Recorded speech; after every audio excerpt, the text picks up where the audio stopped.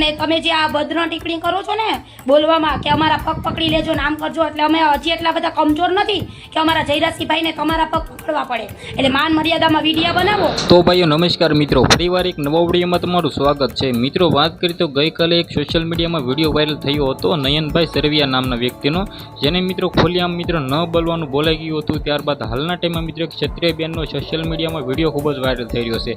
નમસ્કાર મિત્રો, ફરીવાર એક નવા વિડીયોમાં તમારું સ્વાગત છે. સૌથી પહેલાં તો આપણી ચેનલમાં નવા છો તો લાઇક કરો અને ભાઈ સબસ્ક્રાઈબ કરવાનું બિલકુલ ભૂલતા નહીં, કારણ કે મિત્રો ઘણા બધા વિડીયો છે રેગ્યુલર જોવે છે મિત્રો ઘણા બધા લોકો, પરંતુ મિત્રો સબસ્ક્રાઈબ કરતા નથી તો સબસ્ક્રાઈબ કરી લો.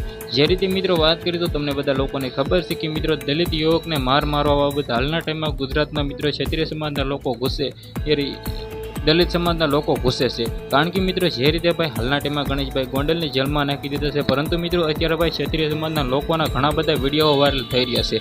તે મિત્રો ખોલિયામ ન બોલવાનું બોલી જાય છે. સૌથી પહેલાં તો જણાવી દો મિત્રો, ક્ષત્રિય બેનની વાત 110% સાચી છે, કારણ કે મિત્રો હાલના ટાઈમમાં કોઈ પણ આમાં લાભ લેવાની જરૂર નથી. કોઈ પણ સોશિયલ મીડિયામાં વિડીયો અપલોડ કરવો નહીં, દલિત સમાજના લોકોને કોઈ પણ ખરાબ વિડીયો કહેવું નહીં, કારણ કે મિત્રો ગણેશભાઈ ગોંડલ સારા એવા વ્યક્તિ હતા અને મિત્રો તે ઘણા બધા લોકોના દુઃખ પણ દૂર કર્યા છે. તેમાંથી મિત્રો એક ક્ષત્રિય બેનનો વિડીયો વાયરલ થઈ રહ્યો છે. આ બેને ખુલ્લામ મિત્રો જે કહ્યું છે ભાઈ સાસુ કહ્યું છે, કારણ કે મિત્રો જે રીતે ભાઈ તમને બધા લોકોને ખબર છે કે હાલના ટાઈમમાં ક્ષત્રિય સમાજના જે વિરોધ પણ થઈ રહ્યો હતો રૂપાલા વિરુદ્ધ, ત્યારે પણ ક્ષત્રિય સમાજના લોકો સાથે હતા અને અત્યારે પણ આ બેન એમ કહી રહ્યા છે કે અમે ભાઈ ગણેશભાઈની સાથે છીએ. તો ભાઈ આ સારી વાત કહેવાય, કારણ કે મિત્રો સમાજ સાથે રહેવું એ સારું કામ કહેવાય. તો મિત્રો વિડીયોને શેર કરો બિલકુલ ભૂલતા નહીં. તમને શું લાગી રહ્યું છે? ભાઈ હું કોઈને પણ સપોર્ટ કરતો નથી, બસ સોશિયલ મીડિયામાં વિડીયો વાયરલ થઈ રહ્યો છે તે માટે તમને બધા લોકોને જણાવી રહ્યો છું.